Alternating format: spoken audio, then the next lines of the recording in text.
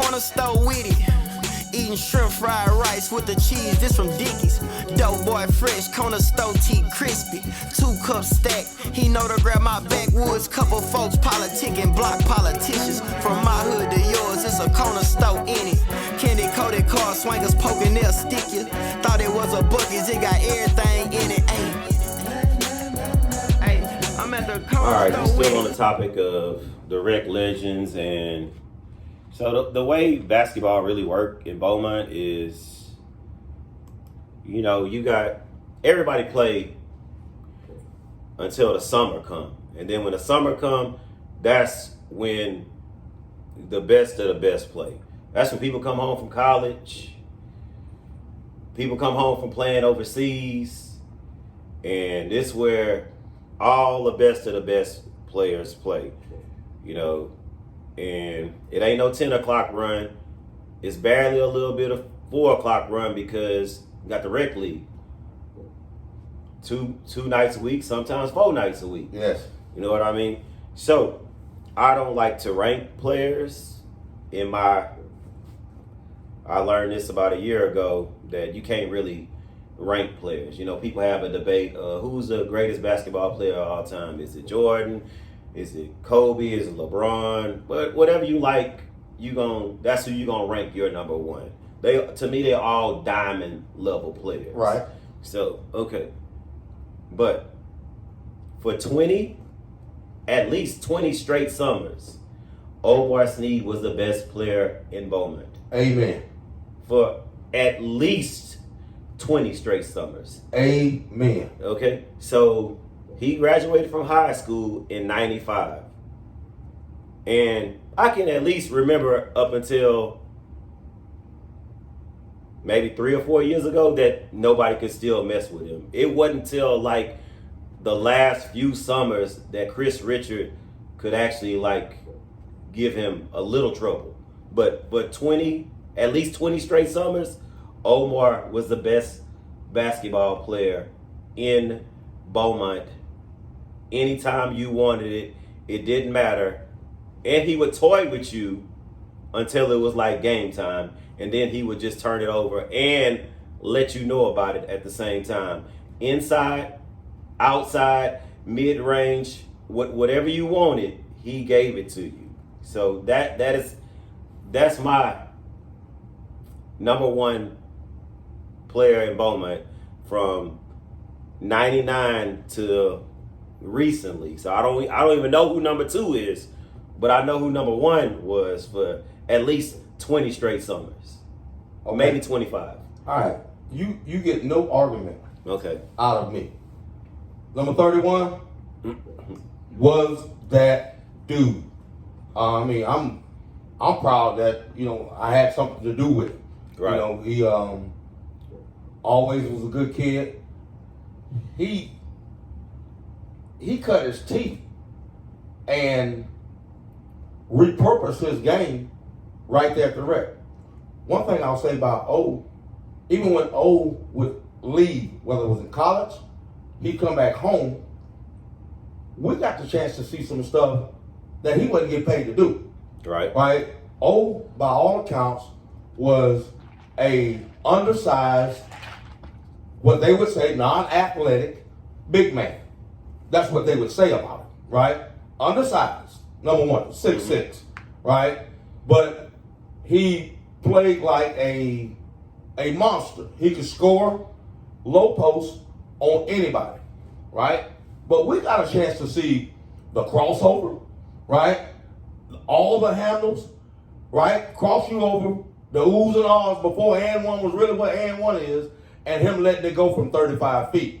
Cash money going back on the other end of the court. Talking to you while Right? it's in the air. Yes. Or grabbing it off the board and taking it all the way down. He's going to finger roll it or dunk it. He's going to finish it. Nothing you can do about it. Right? So, to me, O was as good as we've seen.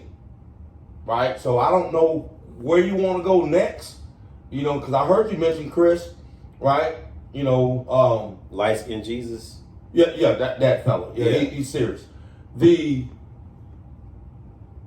To me, in terms of dominating on this set later on, such as O did, it's Chris and Jamar Gully, right? Gully, phenomenal. He can score, he can rebound. Chris get pissed off and do what he want to do to whoever's in there. I would have to say that if he ever had to pass the torch, which I really don't think. I think right now he might, if he wanted to, he still could do it right now and still have the torch. But I think the old man can come in and give you some buckets. But if he did have to pass the torch, I would say it was passed to Chris. I believe that. Yeah. And I think Chris is going to pass it to Gully because there's also an age difference there as well. Yeah. But, and I would be crazy, you know, again, we're talking about guys who played for pay. Right. You know, that I've seen some amazing talent. Jacoby Brown, right? Yeah. I knew he was a pro in the 10th, 11th grade. And BJ Tyler. Yeah. Brandon Tyler, man. Oh, God. Oh, when I seen BJ play in the rec, he was a much older guy. Okay. Yeah, I didn't see the young BJ. I was in the Navy when he was. Right. So, so I got a chance to see. Right. Yeah. But some of that. But yeah, I just think that, you know, Chris and OMAR was just tough. You know, guys will come back from overseas and they be big too, you know, and, you know, they might get a few buckets on O, but at the end of the day, he would still get the best of you. Now, one time I do remember seeing KT make O have to, hey, man, all right, you want me to play? I'm going to play. And this happened at Ozan Gym one time in the summer. You know, KT, I don't know if he just got back from overseas, whatever. He was in his bag. He was in having his game. You know what I'm saying? Keno was a dog. Yeah, but O said, you know, hey, I'm the old dog. Still my town. Come here, you know what I'm saying? 20 summers in a row, right? I ain't giving it up yet. Yeah, O's that dude, man. So yeah, shout out to OMAR. You know, he played varsity with my older brother at Westbrook. They had a good run that time. So yeah, I respect this game. And definitely respect all the stuff they doing for these kids in AAU. That's another thing that the rec done spurned too, because if you look at the majority of the kids that's playing AAU right now, all they coaches. Oh, they come from us. Played in the rec. Yeah, they were our kids. Played in the rec all the time. That's another thing I'm certainly proud of, that those guys are remembering and giving back. Dante, BA, you know, the list goes on. Yeah. These guys, B-Mo, these guys, they're giving back. Right. You know, and that's the rule, though, bro. You know, and maybe that's why I feel like I felt in terms of being obligated to somewhat maybe stand in the gap and make some differences, because those concessions were made, like we spoke in earlier segments, for me. Right. People believed in me, gave me an opportunity. So I think that's the payback.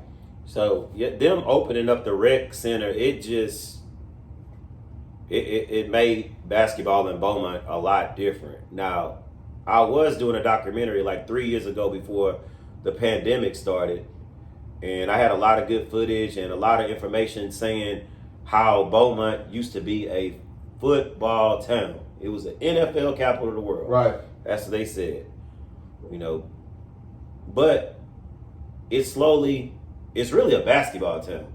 Beaumont has done well. I think, again, like O being a forerunner of the game, and we talked in the last 25, 30 years or so, being a forerunner gave us opportunity to, you know, and then we had Perk, who got a chance to come straight out of high school, right? Right. NBA champion, set good examples in terms of coming back, putting his money where his mouth is. I coached Kendrick. I was Kendrick's first coach. Mm-hmm. Right. I think I had him when he was 9 years old. And a guy like that never lost sight of where he came from and some people who were in his life. And so every morning I turn on the TV and I see him representing that 409, and he speaks it. You know, talks about Beaumont, Texas. That makes me proud. You know, to be able to see a guy that and he has some obstacles. Lost his mother at a young age, right? And he has some obstacles in front of him.